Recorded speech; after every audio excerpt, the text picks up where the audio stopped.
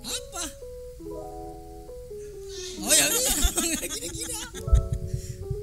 Aduh, kacau dah kacau. Enggak bakat jadi floor director. Halo teman-teman, selamat datang kembali di channel YouTube gua Harian di Leon. Ini kayaknya saya ingat gua udah 2 bulan kayaknya nggak bikin konten, dan kalau kalian lihat kayaknya itu konten pemakaman terakhir ya. Buat kerjaan. Kali ini gua ada di konten terbaru namanya Diobrolin. Jadi kita di sini bakal ngobrol-ngobrolin tentang apa aja lah. Kalau teman-teman lagi sedih, lagi galau, itu kan emang enaknya diobrolin ya. Nah kali ini gue lagi sama Kak Foni. Kak Foni ini tempat cerita gue. Ya hitung-hitung jadi psikolog gue lah. Sebelum nanti kalau udah lulus pasti kan mahal dan nyari jam ketemunya susah. Ya teman-teman, sebelum kita mulai ke topik obrolannya, biar kayak podcast orang-orang di YouTube, kita bumper dulu. Bumpernya dong. Nggak ada ya, di editing ya. Kak Foni, apa kabar Kak Foni? Baik. Basa-basi sih itu ya. Iya, emang. Kita udah ngobrol dari Hidup tadi itu soalnya. selalu penuh basa-basi. Kita kan udah ngobrol dari tadi. Kalau nggak baik soalnya lu nggak bakal ada di sini sih. Minimal lu ada di Wisma Atlet. Mending di Wisma Atlet. Gue masuk ICU kan malah bingung gitu kan. Kak, lu kalau gua kan ngeliat di Google ya, psikologi itu kan berbicara tentang mental, pikiran kayak gitu-gitu tuh. Sebenarnya sekolah apa maksudnya psikologi itu lebih ke apa sih sebenarnya? Belajar tentang apa gitu? Belajar tentang apa? Gue lagi sekolah psikologi gitu. Iya. Dan mungkin kalau boleh gue ralat penyebutannya itu nggak pakai psi ya. Jadi apa? Psikologi. P-nya hilang. Psikologi. Soalnya kalau pakai P jadi partai. Betul. Psikologi. Psikologi. Oh gitu. Psikologi. Oh P-nya hilang. Oke. Terus kalau psikolog itu bukan psikolog lagi, tapi psiholog. Psiholog. Yo. Nah, gua tadi kalau lo bilang, ini sebelum masuk yang tadi Psiholog itu nanti orangnya. ya, Oh. bukan psikolog. Jadi apa? Psiholog. Psiholog. Bukan psihalo ya. Jadi marga. Jadi marga itu nanti. Oh, jadi namanya psikolog, orangnya nanti psiholog. Iya, psiholog. Itu ilmu baru.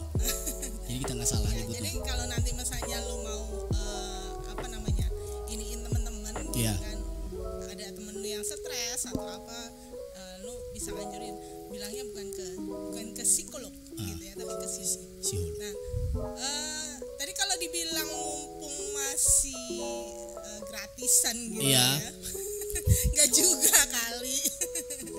Ya jadi teman-teman sebelumnya gue ini sama Andi udah kenal lama gitu ya, udah Iya. kenal lama, dan memang Andi ini teman curhat kita lah gitu. Jadi bukan psikolog pribadi gitu, belum jadi psikolog pribadi. Iya, tapi kan nanti kalau udah lulus kan bisa. Bisa gitu ya. Oke, tadi kalau pertanyaan lo tentang psikologi itu sendiri apa sih? Iya. Nah sebenarnya psikologi itu di Google banyak sih ya, kita bisa search Iya. ini. Cuman secara singkatnya psikologi itu adalah ilmu yang mempelajari perilaku. Jadi perilaku seseorang.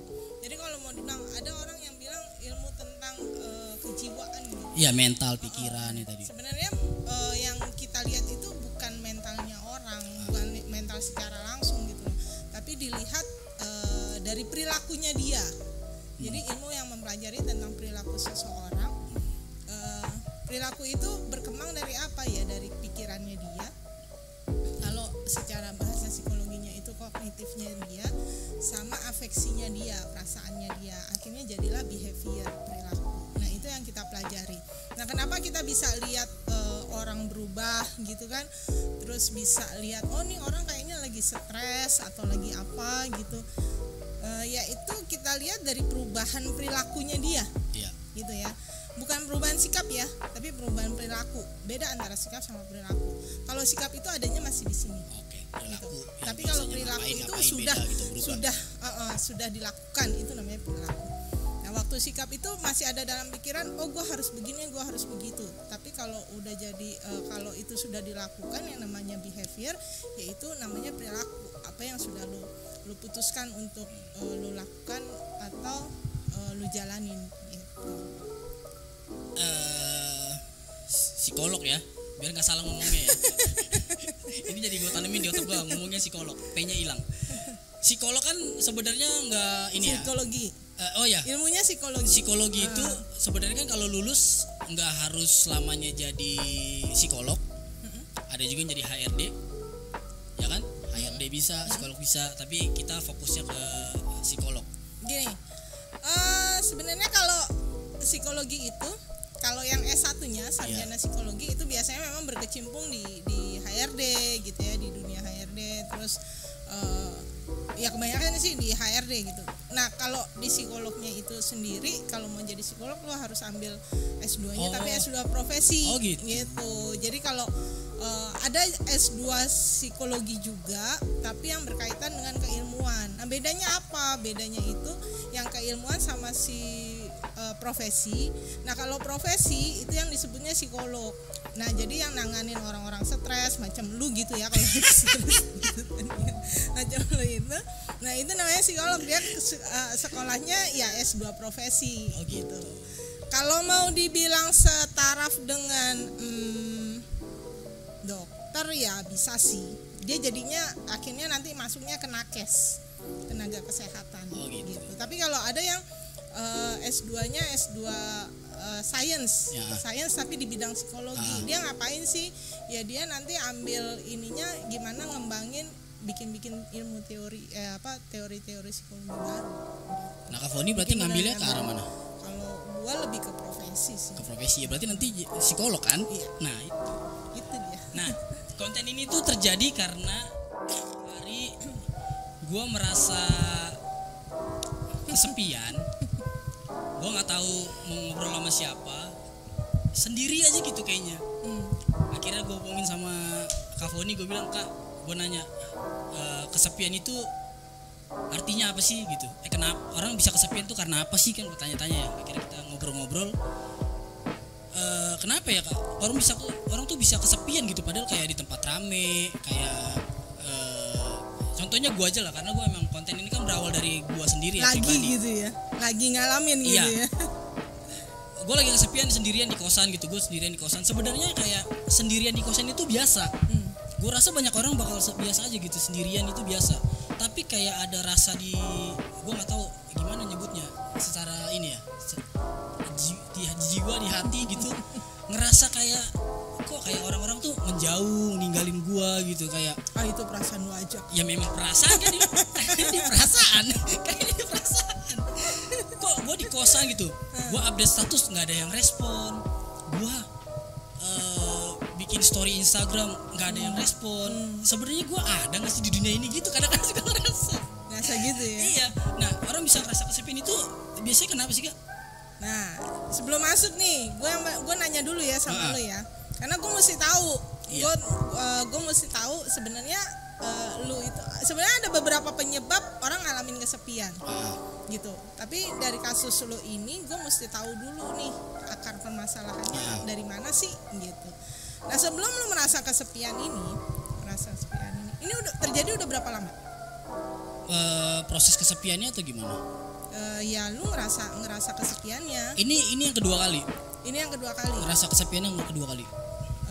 Kedua kali ya. Berarti sebelumnya pernah? Pernah. Lama nggak? Jedanya dari yang pertama kedua itu lama nggak? Lumayan. Hampir ada kali. Mungkin setengah sampai 1 tahun. Setengah sampai 1 tahun. Oke, setengah sampai 1 tahun. Nah, waktu lu ngerasa kesepian itu kira-kira suasana atau keadaan yang seperti apa sih yang bikin lu memicu rasa kesepian lu itu? Kesendirian sih pasti. Iya, kesendirian. Tapi maksud gua di saat lu misalnya lu lagi ingat seseorang gitu, atau misalnya lu memang lagi nggak ada yang dikerjain gitu. Lagi nggak ada yang dikerjain biasanya. Beneran sendiri di rumah nggak ngapa-ngapain, tiba-tiba kayak ada kayak jeng kayak gitu, kita kayak ngerasa kok gua kayak sendiri di dunia ini gitu. Lagi nggak ada yang dikerjain. Biasanya ya? biasanya nggak ada kegiatan. Oke, lagi nggak ada kegiatan. Berarti sebelumnya lu punya kegiatan dong. Iya. Intens. Lumayan. Kerja Oke. Kerja. Ada komunitas aktif gitu, tapi pas lagi sendiri di rumah itu yang dirasain.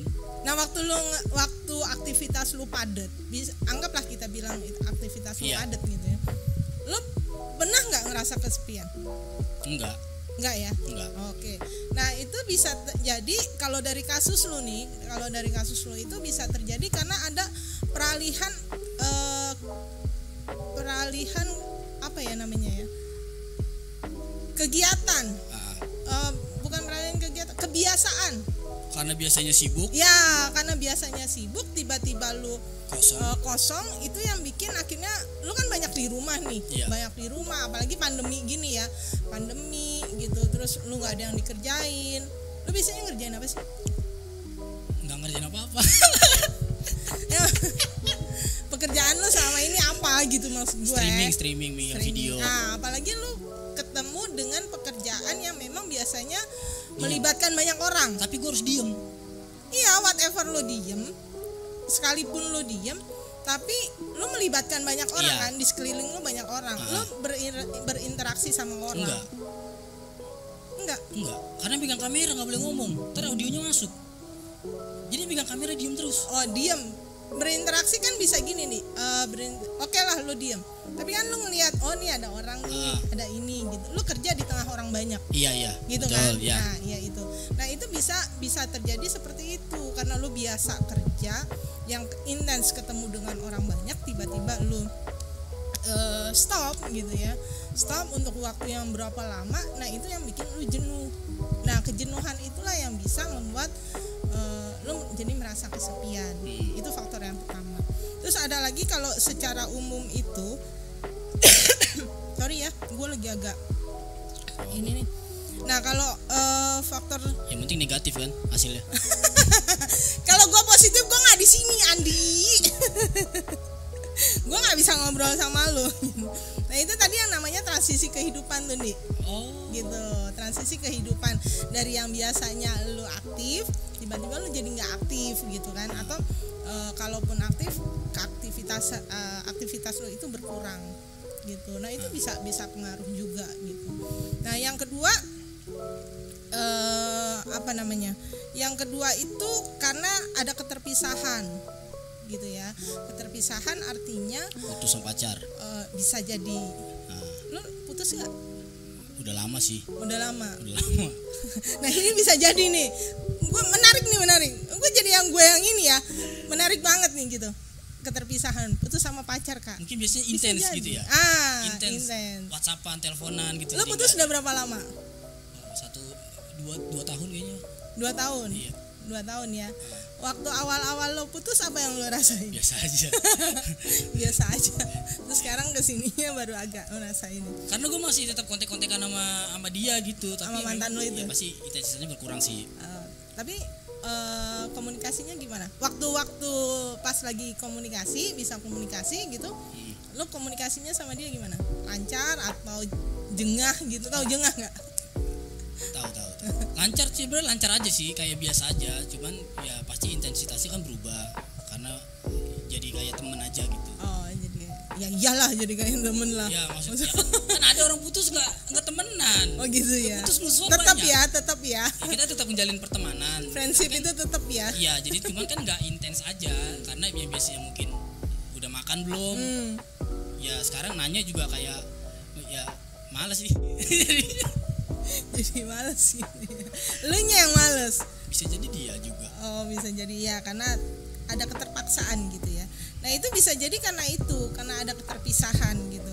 Nah, lu biasa keterpisahan bisa dengan siapa aja sih, dengan putus pacar gitu. Tapi kalau misalnya lu bilang lu putus udah sekitar 2 tahun ini dan waktu lu awal-awal putus lu nggak ada masalah gitu, it's okay gitu loh.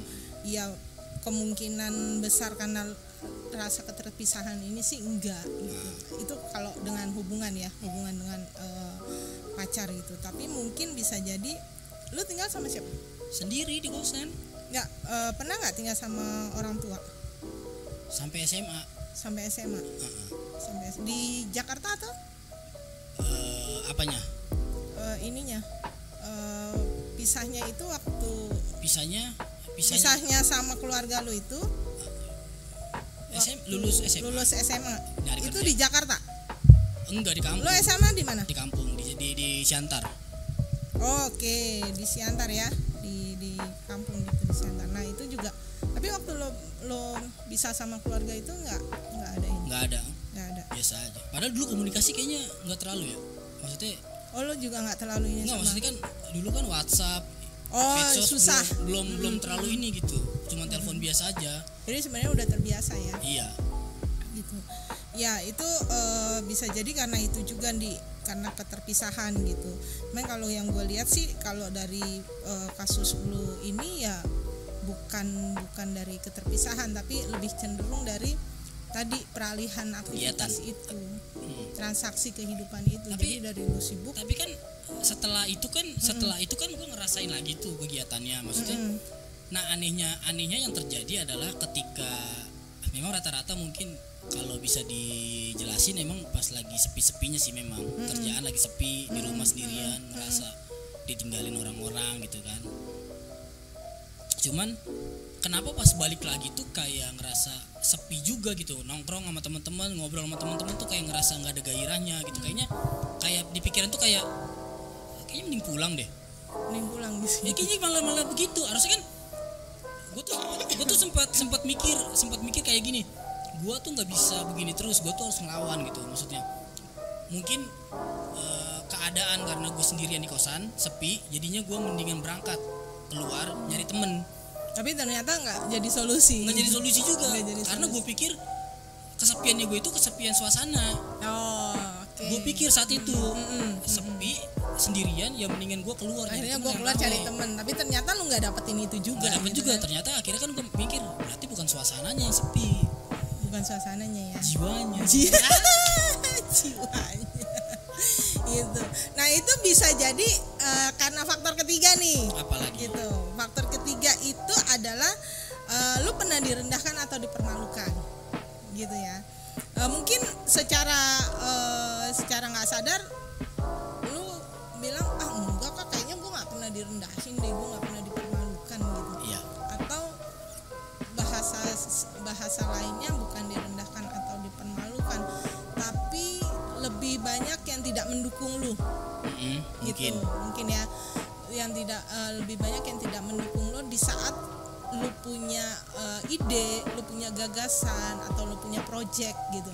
Nah itu bisa jadi juga gitu. Atau mungkin secara verbal lu nggak dipermalukan, lu nggak nggak direndahkan, tapi melalui perilakunya orang ke lu itu bisa mencerminkan lu menganggap wah nih orang udah ngeremehin gue nih gitu, wah nih orang udah permaluin gue nih gitu. Dari secara sikap ya, dari perilaku ya, bukan dari verbal gitu. Nggak ngomong langsung. Nggak ngomong langsung. Misalnya contoh, lu lagi ngomong nih sama orang, lu lagi ngomong deh sama gue gitu. Nah tiba-tiba gue nyuekinnya ya gue main HP sendiri, asik main HP sendiri, atau tiba-tiba ada orang datang gue lebih merhatiin orang lain ketimbang lo. Itu sebenarnya juga dibilang perilaku yang melecehkan atau mempermalukan seseorang. Nah itu bisa terjadi, bisa juga menyebabkan akhirnya lu ngerasa oh ternyata orang nggak peduli ya sama gue. Nah iya kayak gitu. Gitu. Bisa jadi karena itu juga, karena lu lu ngerasa lu udah pernah dipermalukan sama orang, pernah dilecehkan. Secara nggak sadar kali. Secara nggak sadar. Karena kan gini nih, kita itu biasanya kalau ngobrol atau gimana gitu ya, kalau lagi asik-asik nih, gitu kan, ngobrol enak aja gitu loh, bergaul sama teman yang lainnya, wah cak-cakan gitu kan, kadang sampai ngomong bahasa yang mungkin buat orang lain kasar kita enggak, tapi buat orang lain nggak kasar itu buat kita kasar gitu. Nah itu kadang kita nggak sadar kita lakukan itu, dan itu terekam dalam memori kita, masuk ke dalam memori alam bawah sadar kita. Nah suatu saat, di saat lu kena masalah atau ngalamin yang kayak gini nih, kesepian, itu akan ke-recall lagi, kepanggil lagi tuh memori itu yang bisa memicu orang udah gak peduli nih sama gue nih gitu. Jadi walaupun walaupun lu di tengah keramaian, lu bisa jadi lu merasa tetap kesepian, yang akhirnya lu memilih untuk udah mendingan gue balik lagi deh ke kosan. Nah iya kayak gitu. Jadi kan tapi kan jadi kesepiannya kan jadi muncul terus gitu Kak maksudnya. Nah jadi cara gue gimana untuk ngelepasin kesepian itu maksudnya? Nah kalau gue ketemu teman aja ngerasa sepi gitu, ya apalagi sendirian di rumah kan maksudnya. Sendirian di rumah.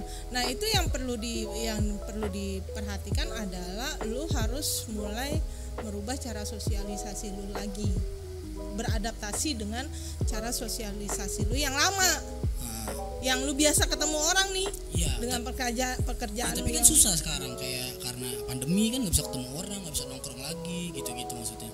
Nggak bisa, ya juga sih. Ya mungkin lewat by phone gitu. Tapi kan PPKM ini udah mulai longgar ya, udah mulai ini.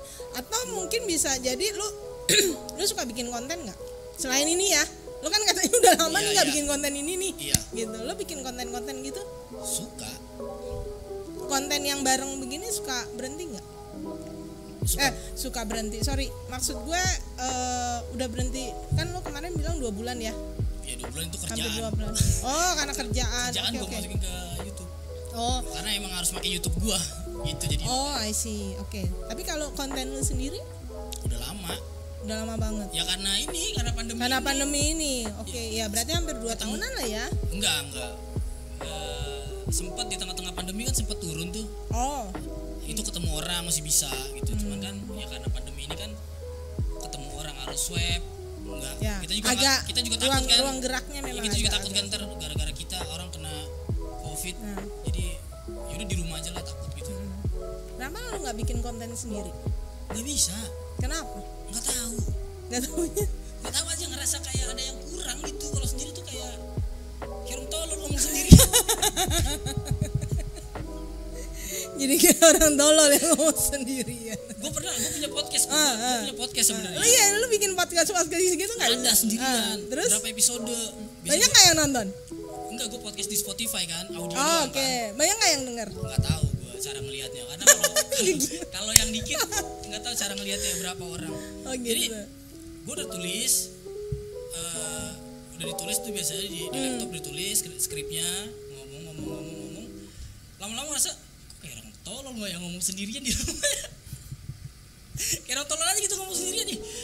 Ya karena lo biasa beradaptasi, bersosialisasi sama orang, nah, gitu kan. Kak Foni bilang kenapa nggak bikin konten sendirian? Itu udah pernah dicoba, kayak orang tolol ngomong sendirian tuh aneh banget ngomong sendirian. Ya ada memang ada tipe-tipe orang yang seperti itu sih gitu. Karena ya memang lu biasa ketemu orang banyak yang lu ngobrol banyak gitu ya. Ya walaupun ada memang konten kreator yang bisa ngomong sendirian kan, vlogger kan ngomong betul, sendirian tuh. Betul.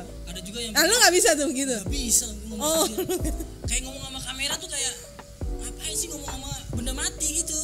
Oke. Ya, kayak orang gila kan. Kenapa lu nggak manfaatin itu Zoom? Pernah. Terus? Ada juga tuh konten-konten gua ada pakai Zoom gitu Zoom kan? ada gitu. Ya begitu. Ya gitulah pokoknya lah, ada yang berhenti karena nyari waktunya susah, sinyal makin ribet kayaknya. Ntar ada suara-suara tukang tahu bulat lewat lagi ngobrol serius. itu bisa pengaruh juga sih ya. Jadi nggak enak obrolannya. Oh gitu. Boleh nggak gue bilang lu perfeksionis nih? Sebenarnya enggak. Kalau mau profesionalis tuh enggak. Gue tuh bikin konten, lihat dah konten gue sebelumnya kan pakai handphone doang, yang penting nyala gitu. Editing juga nggak diedit. Langsung naik gitu ya. Iya, langsung tayang gitu ya. Iya enggak, cuman kan kalau keganggu gitu rada males aja. Maksudnya kayak tiba-tiba ada suara kita harus lebih kenceng, ada gangguan-gangguan. Ngobrol sendiri nggak bisa lah pokoknya bikin konten sendiri. Nggak dapat feel-nya gitu ya. Iya. Nggak bisa gue ngomong sendiri tuh. Gitu. Nah itu mesti warning tuh nih. Gitu. Karena kalau lu sampai udah ngerasa gue begini nggak bisa gitu ya. Ya memang mungkin karakter lu yang memang harus ngobrol gitu ya. Iya. Ngobrol gini ketemu. Nah waktu lu ngobrol gini, jangan sama gue ya, jangan sama gue. Lu ngobrol sama orang lain.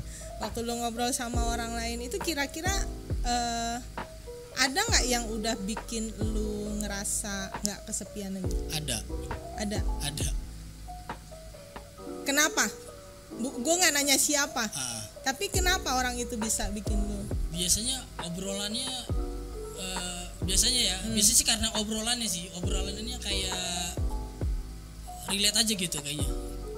Oh, relate. Nyambung. Iya. Nyambung dengan. Ya dia ngomong apa gue ngerti, gue ngomong apa dia paham gitu. Oh gitu. Okay. Nggak ketinggian, nggak kerendahan obrolannya. Nggak ketinggian, pas gitu ya. Iya, jadi kita ngobrol ini kena gitu.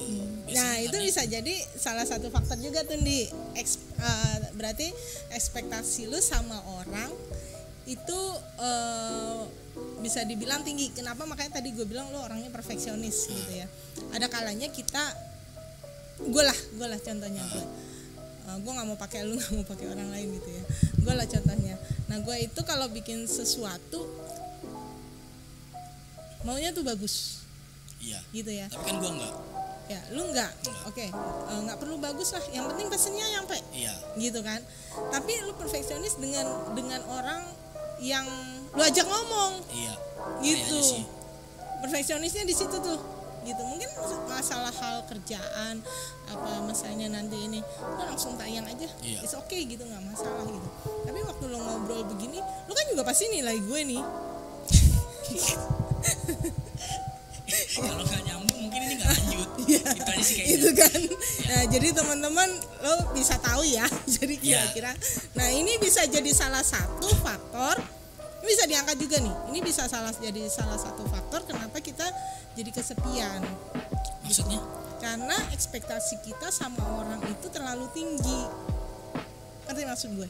Tapi ekspektasi itu nggak disadarin kan? Nggak disadarin ya, tanpa sadar. Ya soalnya kan kalau gue ketemu temen kan ya ketemu aja gitu, nggak mungkin kayaknya dia nggak enak diajak ngobrol kan, nggak mungkin. Oh iya, enggak gitu kan? Enggak, tapi paling enggak lu berharap orang ini nyambung. Iya betul sih. Gitu kan? Iya. Orang ini nyambung kan, orang kan ngobrol apalagi baru ketemu nih. Nggak mungkin kan, lu lulusan apa lu? Nggak mungkin kan lu nanya gitu kan? Iya. Bisa ditabuk juga lu gitu, lu siapa gitu. Nah itu, pemahaman pandangan yang seperti itu yang kadang akhirnya memicu kita untuk memiliki ekspektasi yang tinggi sama orang nih, gitu. Apalagi misalnya lu tahu misalnya, Ngaponi lagi sekolah psikologi nih, lagi belajar psikologi. Nah, lu pikir gue udah sama psikolog di luar sana, paling nggak gue tau lah ilmunya, lu kan begitu. Tapi ternyata ketika lu ajak ngomong, gue blank, gue nggak nyambung nih apa yang lu ajakin ngomong, lu nggak nyambung. Mungkin gue tinggal sih. Mungkin tinggal gitu kan. Mungkin gue pulang lagi ke kosan sendirian lagi. Nah hal-hal yang seperti itu yang mesti direduksi, mesti dikurangin. Artinya apa? Bisa dengan cara waktu lu punya ekspektasi lu segini nih, tapi ternyata orang ini nggak sampai segini, lu yang turunin gitu. Gimana cara nuruninnya adalah dengan gaya bahasa lu atau dengan bahasa pertanyaan lu gitu. Kalau di tongkrongan kan sebenarnya nggak ada gitu Kak, maksudnya kan kalau di tongkrongan kan ngobrol aja. Memang satu momen aja, nggak tahu kenapa pas lagi jiwa ini sepi mereka itu kayak nggak ada, lu kayak ngomong kayak nggak masuk aja ke logika lo gitu ya. Iya gitu. Ngeblank aja. Kenapa gitu, maksudnya kenapa tiba-tiba mereka nggak asik gitu. Dia kan teman-teman nongkrong juga gitu. Tapi kenapa saat lagi kekosongan itu udah datang, kok mereka jadi nggak asik tiba-tiba bagi gua. Lo pernah dikecewain nggak sama mereka? Enggak sih. Yakin? Ya nggak tahu. Tapi kalau secara pribadi enggak. Secara pribadi enggak. Ya itu tadi sih, mungkin secara pribadi langsung enggak, tapi secara nggak sadar. Lo bisa jadi karena lo dikecewain gitu, dan akhirnya ekspektasi lo sama orang itu jadi menurun. Yang tadinya enak diajar ngobrol apa segala macam, tiba-tiba lo apa sih, basi banget sih ngomong gitu. Soalnya kegiatan gue tuh ya, jadi semenjak kesepian gue tuh nontonin orang live Instagram biar ada kayak ada orang ngobrol, padahal enggak, nonton YouTube, nonton podcast, jadi biar kayak teman gue ngobrol di rumah. Terus lu ajakin ngomong. Kalau yang live Instagram kadang iya, kan bisa tuh join. Iya. Kalau yang itu yang enggak, cuma kan kadang-kadang beberapa konten kreator kan pinter ya. Maksudnya bahasanya tuh bahasa bahasa komunikasinya bagus gitu. Ke penonton tuh jadi kayak ngajak ngobrol kan. Kayak kalau nggak salah tuh ada beberapa kalimat-kalimat yang gue dengar kalau komunikasi tuh nggak boleh ngomong kalian. Jadi ngomong itu kayak lu. Jadi kita kayak ngomong sama dia gitu. Nah gue berasa kayak dia ngomong sama gue kayak gitu. Walaupun gue diem doang, tapi seenggaknya dia kayak ngajak ngobrol gue. Gitu. Terhibur gitu. Ya? Iya. Ya itu tadi gaya bahasa seseorang juga pengaruh gitu. Jadi pemilihan kata apa segala macam itu pengaruh gitu. Itu yang bikin lu oh enak nih gue ada yang merhatiin nih, padahal sih enggak kan juga, nggak ketemu gitu kan, orang juga nggak kenal sama lu, nggak apa gitu. Iyalah orang. Tapi lo pernah nggak sih kepikiran buat bunuh diri gitu nih? Pernah. Terus apa yang lo lakuin? Takut. Kayaknya logika gue masih jalan dah. Logika lo masih jalan. Kayaknya masih jalan. Itu 2 kali kesepian itu 2 kalinya kepikiran bunuh diri. Kepikiran untuk bunuh iya. diri. Tapi lo lakuin nggak? Enggak. Beneran? Enggak cari cara juga?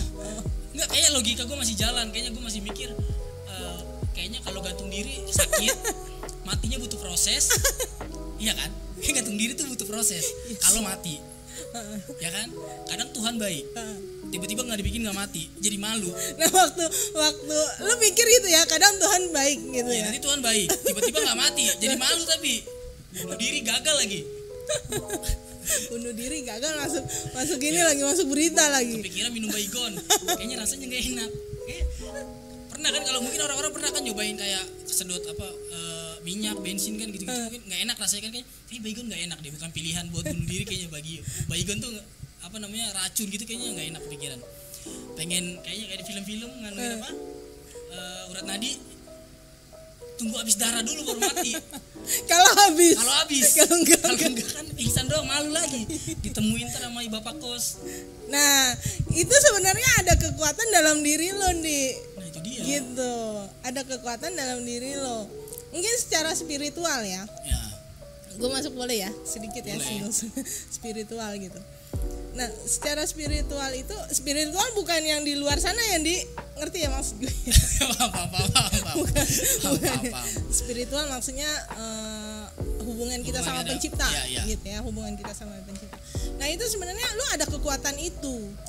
Kan tadi lu bilang bunuh diri, gantung diri. Ya kalau mati, kalau Tuhan lagi baik. Iya. Kalau Tuhan baik nggak jadi mati. Nah itu kan berarti ada sesuatu yang dalam hati lu, dalam jiwa lu itu bilang ya sebenarnya ngasih tahu itu nggak baik, gitu ya, itu nggak baik. Itu yang akhirnya bisa merubah cara pandang lu. Lu punya pola pikir yang baru, cara pemikiran yang baru gitu. Oh iya, ternyata nggak ada bunuh diri itu, nggak ada yang enak caranya. Iya betul. Nah, gitu. Sampai bunuh diri nggak ada yang enak caranya gitu. Udah gue cari tahu. Nggak ada yang enak, betul. Berapa kali kalau mau dibilang bunuh diri, gue pernah nih mau coba itu. Gue minum obat tidur. Oke. Minum obat tidur yang overdosis. Gitu. Maksudnya dosisnya agak banyak gitu. Tapi akhirnya gue nggak mati.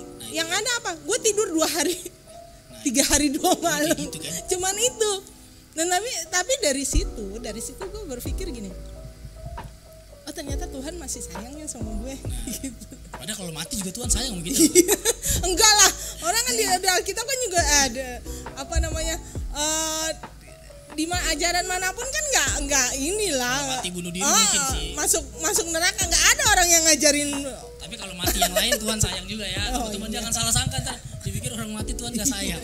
Betul. Kalau matinya caranya lain, betul. Tuhan sayang. Tuhan sayang.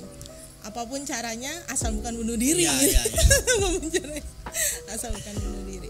Sebenarnya itu nih, ada kekuatan dalam diri lo. Gitu ya. Itu yang bisa jadi salah satu cara untuk lo keluar dari rasa kesendirian lo itu. Itu yang pertama. Yang kedua, lo tadi minta solusi kan ya sama gue ya. Minta tahu caranya. Iya. Caranya keluar dari kesepian. Iya, dari kesepian. Lu perkuat itu. perkuat kekuatan yang ada dalam diri lu gitu. Ya mungkin lu harus punya komunitas yang memang bisa ngebangun jiwa lu itu gitu, yang bisa menbangun jiwa lu, yang pada akhirnya itu yang bisa memberikan cara pandang yang baru sama lu, pemikiran yang baru gitu. Nah yang kedua adalah tadi lu coba bersosialisasi lagi gitu ya, walaupun sulit sih masa ini ya. Memang harus ya namanya kita punya masalah nggak semudah membalikan telapak tangan gitu ya untuk menyelesaikannya. Tapi ya memang itu kan proses ya, proses yang harus kita lewatin gitu. Mungkin di tengah saat ini lu lagi ngalamin kesendirian gitu, terus tiba-tiba lu kadang tadi hampir kepikiran untuk bunuh diri, terus lu berusaha untuk nggak berusaha sih, lu udah coba keluar cari temen dengan alasan gue karena sendiri aja nih di rumah, gue cari temen di luar deh. Gue pikir cuma suasananya aja sepi gitu. Tapi ternyata enggak kan, itu lu menarik diri lagi gitu. Harusnya lu bisa lawan itu. Lu coba lawan itu, lu tetap aja pantongin di situ. Seberapa ininya sih kekuatan lu gitu. Itu bisa jadi alat ukur, bisa jadi alat uji seberapa bisa gue keluar dari masalah gue ini. Gitu, dari kesepian gue ini gitu. Kalau misalnya gue istilahnya konseling juga nggak sih ke psikolog itu? Kalau memang bahasanya mesti konseling namanya. Kalau konseling, kalau memang diperlukan, lu udah berbagai cara lu udah nggak bisa lakuin gitu ya, lu udah coba sendiri nih tadi lu ngobrol sama teman atau apa. Kalau memang butuh orang yang profesional, psikolog atau ke mungkin pembina rohani di agama lu gitu ya, itu bisa jadi, bisa lo lakuin seperti itu. Tapi kalau memang udah sifatnya klinis ya kalau gue sih gue saranin ke psikolog. Kalau psikiater gimana? Psikiater bener nggak pakai S berarti? Psikiater. Ya kalau psikiater bedanya apa? Bedanya psikiater sama psikolog. Kalau psikiater itu turunan dan bukan turunan. Dia spesialis dari kedokteran. Gitu. Jadi kedokteran spesialis kedokteran itu ada psikiater namanya kejiwaan. Ya, dokter kejiwaan gitu. Nah, tapi kalau psikolog itu dia ya sama-sama nanganin itu sih, masalah itu gitu. Tapi kalau ke psikiater biasanya itu ada terapi obat yang dia kasih. Gitu. Contoh, lu kesepian nih, ya kan, sampai lu stres, lu sampai nggak bisa tidur, lo insomnia lu parah gitu ya. Nggak bisa tidur, insomnia itu yang bener-bener nggak tidur loh, Di. Bukannya malam. Insomnia jam 4 pagi tidur tapi. Iya, jam 4 pagi tidur, bangun jam 12 malam, itu bukan insomnia, lo emang kalong gitu kan, lo kampret gitu. Gitu ya. Iya, tuh teman-teman juga mesti tahu tuh. Yang namanya insomnia itu yang bener-bener nggak tidur, nggak bisa tidur. Banyak tuh yang salah kaprah, gue insomnia nih nggak bisa tidur apaan. Padahal lo habis minum kopi gitu. Habis nonton bola tidur. Gitu. Nah itu masih dibandingin. Nah itu kalau memang lu sampai yang nggak punya, akhirnya mengganggu aktivitas lu atau apa, itu perlu dikasih obat. Nah yang berhak ngasih obat itu siapa? Itu psikiater. Kalau psikolog nggak boleh. Dia apa? Lewatnya apa? Terapi perilaku gitu. Maksudnya? Kalau psikolog biasanya lewatnya terapi perilaku. Gimana caranya perilaku kita di terapi? Oh, pengen tahu juga. Ya enggak, maksudnya kayak gimana maksudnya? Jadi apa kita bakal ini ngelaporin terus, laporan? Iya. Perilaku kita laporan sama dia. Jadi itu ada namanya CBT ya. CBT itu cognitive behavior therapy. Terapi perilaku sama cara berpikir kita. Gitu. Nah, lu dilihat nanti keseharian lu apa sih? Gitu kan, keseharian lu apa, aktivitas lu apa, terus mana yang nggak bisa lu kerjain, mana yang lu bisa kerjain. Gitu. Berarti di ini nama dia ya, dimonitoring gitu. Jadi kalau ke psikolog itu ya benar-benar, tapi itu ada perjanjian ya. gitu. Kalau memang lo mau keluar dari masalah itu, lo harus ikutin terapi itu gitu. Ada berbagai terapi sih yang di ini. Salah satunya. Bisa nggak sih balik lagi misalnya kita konseling nih ke psikolog, psikolog salah lagi, psikolog susah juga ya. Oke, wah itu enaknya lidah lo aja deh, pelan-pelan. Kita misalnya udah konseling ke psikolog, psikolog kan konseling gitu, ada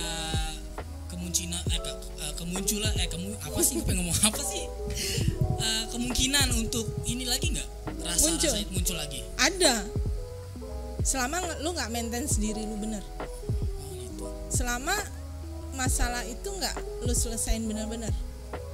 Contoh gini, lu udah enakan nih, iya, pusing lah gitu ya, ibaratnya lu sakit pusing, lu minum obat, tidur reda gitu kan, enak nih, gue enakan nih, udah enakan, udah nggak sakit lagi, pala gue udah nggak pusing lagi. Tapi begitu lo enakan, lu nggak jaga hidup lu begadang lagi, lu ini lagi, lu salah makan, lu makan seenaknya gitu, sembarangan gitu, itu bisa micu pusing lu lagi gitu. Nah begitu juga dengan kita, dengan kesehatan mental kita itu, kesehatan jiwa kita itu. Waktu lu udah mulai enakan ya, mulai belum sembuh nih, enakan, lu udah mulai hal-hal yang misalnya lo mulai lagi menjauh dari sosialisasi lo gitu, atau lo mulai lagi menyendiri gitu. Nah itu bisa jadi akhirnya nanti lo balik lagi merasa kesepian lagi. Tapi gue rasa di pandemi ini gue rasa banyak yang ngerasain kayak gitu. Banyak banget nih. Soalnya kan pandemi nggak kemana-mana, di rumah pasti kan HP doang mainannya kan. Banyak banget, banyak banget. Kan? Jadi teman-teman kalau emang udah ngerasa punya masalah, cerita dah. Ya, itu tadi diobrolin. Itu dia, karena gue punya masalah kesendirian, makanya akhirnya gue chat Kak Foni untuk ngobrolin masalah gue itu. Ya gue pikir mungkin kalau nggak dibalas bunuh diri gue. Tapi nggak juga sih, gue nggak enak rasanya kayaknya. Gue takut nggak mati. Gitu. Kenapa ya? Ada ketakutan itu ya? Kenapa ya orang pengen bunuh diri tapi kok nggak takut mati ya? Karena sebenarnya bukan takut matinya nih, takut sakitnya gitu loh. Takut sakitnya, takut nggak enaknya gitu. Gue pernah kepikiran juga, kalau nabrak diri ke kereta kayaknya langsung mati tuh. Tapi takut nggak mati gua. Tapi ada aja kan orang kecelakaan nggak mati kan? Ketabrak kontainer nggak mati, tapi cacat, gitu kan? Ketabrak kereta nggak mati. Ternyata kalau bunuh diri kagak mati. Iya, kenapa gue takut nggak matinya itu kak? Itu maksud gue, kenapa gue pengen bunuh diri tapi takut nggak mati ya? Takut nggak mati ada bisa karena lu takutnya gini, takut nggak mati. Ntar kalau gue misalnya nggak mati, terus gue hidup tapi cacat, ya, gimana? Betul. Itu kan bisa begitu kan? Ya. Terus takut nggak mati, cacat tadi gitu. Terus tapi kebanyakan cacat sih ini. Kalau orang yang udah habis begitu-gitu kan pasti cacat gitu kan. Kalau gantung diri nggak mati apa ya, lehernya jadi panjang. Karena selama proses tarik sampai kakinya jatuh. Malu yang tadi lo bilang kan, rasa malu itu kan. Malu diri sendiri lagi ya. Udah malu diri sendiri, malu sama orang lain gitu. Tiba-tiba rasa malu itu. Kalau nggak ada yang lihat sih pas sadar iya. Mungkin sendiri malu. Tapi kalau sampai tetangga ketok-ketok pintu kan, iya, jatuh, kenapa lo Ndri? Gue mau bunuh diri nggak jadi gitu. Itu kan malunya double gitu. Iya, kalau pakai racun tikus, racun gitu ya nggak mati kayaknya. Itu kenapa gue kepikiran tikus aja nggak mati, apalagi lu, belum tentu nih. Iya dia maksud gue aneh, gue sempat aneh sih mikir diri gue, kenapa gue kepikiran takut yang takut nggak matinya. Harusnya kan orang bunuh diri, kalau mati gimana keluarga gue gitu kan. Ini gue kenapa kepikiran kalau gue bunuh diri nggak mati ya. Ya sebenarnya karena lo sebenarnya pengen hidup, masih ada yang mau bikin lo lakuin gitu. Cuman karena ya itu tadi, dalam diri lo ada something wrong yang akhirnya narik itu gitu, dan lo ngerasa ya lo jadi ngerasa kesepian gitu. Nah kak, kalau misalnya gue udah konseling nih psikolog, udah konseling kan, pasti kan konseling gak cuma sekali, pasti kan ada tahapannya tuh.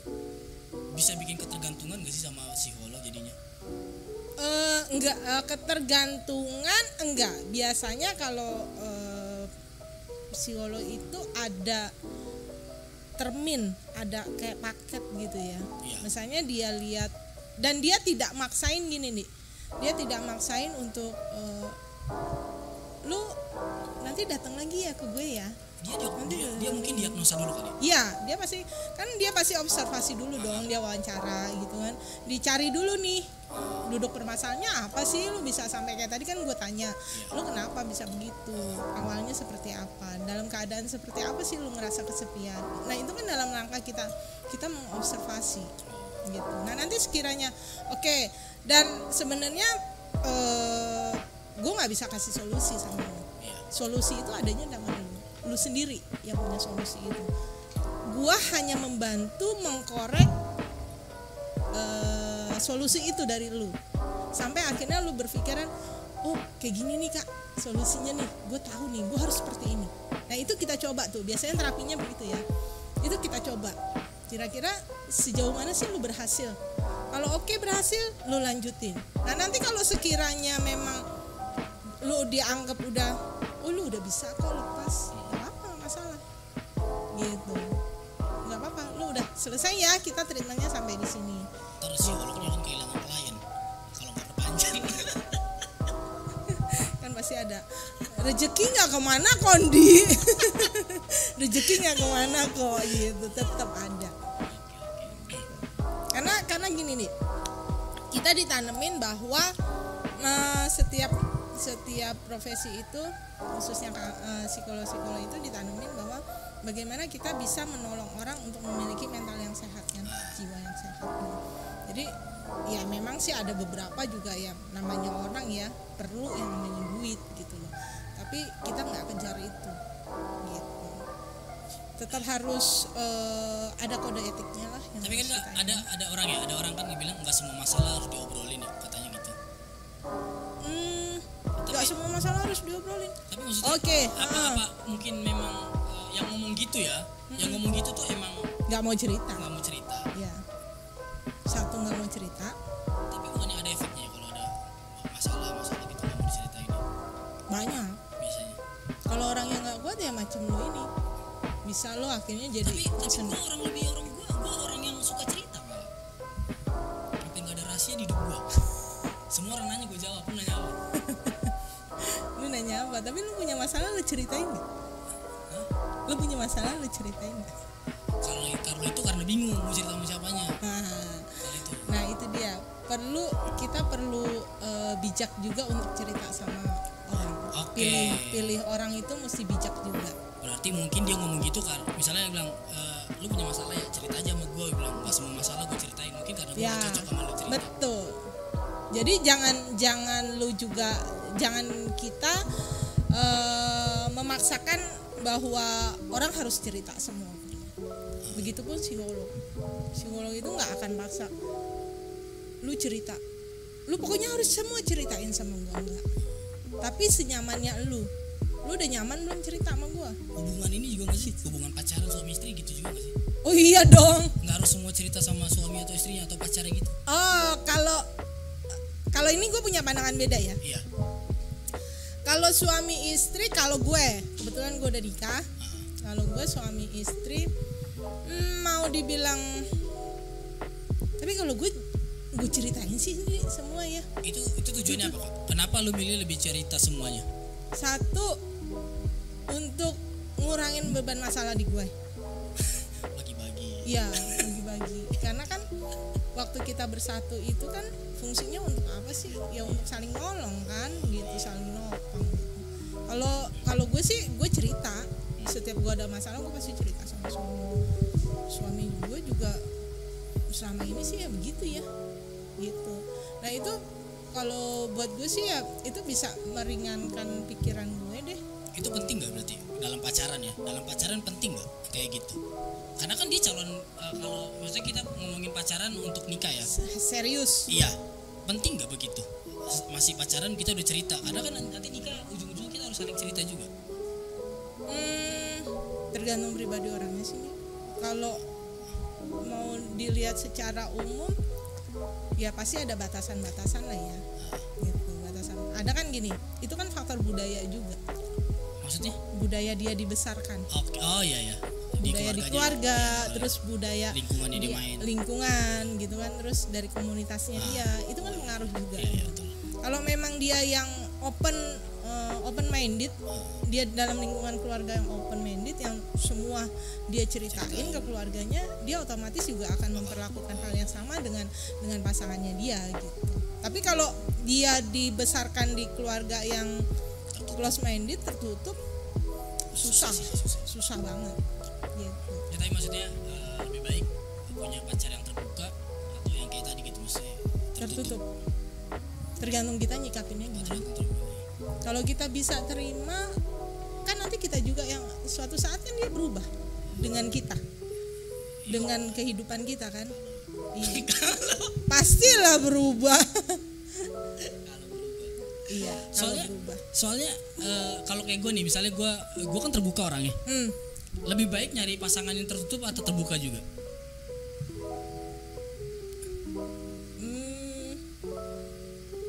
Lu enaknya gimana? Ya emang jawabannya dari gue sih. Pinter juga. Lu enaknya gimana? Pinter juga dia. Kayaknya gue sekolah makanya pinter nih. Kayaknya beberapa kali pacaran gue salah, nggak bisa bilang salah milih sih, tapi kayaknya setelah menjalani kayaknya salah gitu. Ya biasanya kelihatan begitu setelah. Gue nggak bisa sama orang yang tertutup gitu. Ditanya cerita ada apa, gue nggak tahu, mungkin kayak tadi makanya gue bilang mungkin dia nggak nyaman cerita sama gue atau apa. Tapi kan sebagai pacar yang dengan hubungan yang serius harusnya lu nyaman sama gue cerita. Ya kalau lu nggak nyaman cerita sama gue, ntar kalau nikah gimana, lu mau cerita sama siapa? Masa lu cerita sama suami orang? Itu pacaran nggak nyaman nih cerita. Iya. Gitu ya, karena kan belum tahu iya, lu ininya sih. gimana. Tapi biasanya kebanyakan orang gitu ya setelah menikah beberapa tahun itu akan terbiasa dengan perilaku pasangan kita, dengan kebiasaan pasangan kita. Oh ini orangnya cerita nih, oh ternyata enak ya suami gue diajakin cerita. Dia pasti cerita tanpa kita minta pun dia pasti cerita gitu. Nah itu gue sempat punya pacar yang tertutup. Jadi kayak lu kalau ada masalah ngomong gitu. Jadi guanya sendiri yang emosi gitu. Untungnya gue bukan orang yang ringan tangan gitu. Gitu ya. Kan bahaya juga ya. Kalau banyak orang kan last main pukul, main lempar barang gitu kan. Untungnya gue bukan orang yang ringan tangan. Jadi kalau ada masalah ya gue kesel sendiri. Paling kadang ngomongnya jadi gue kencengin. Nada lu naik ya? Ya dikit.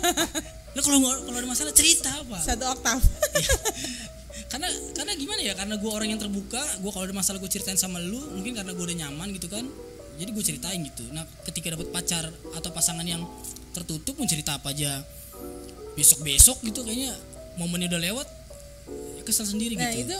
itu yang akhirnya bikin nanti bisa suatu saat lu akan terjebak dengan masalah yang baru gitu.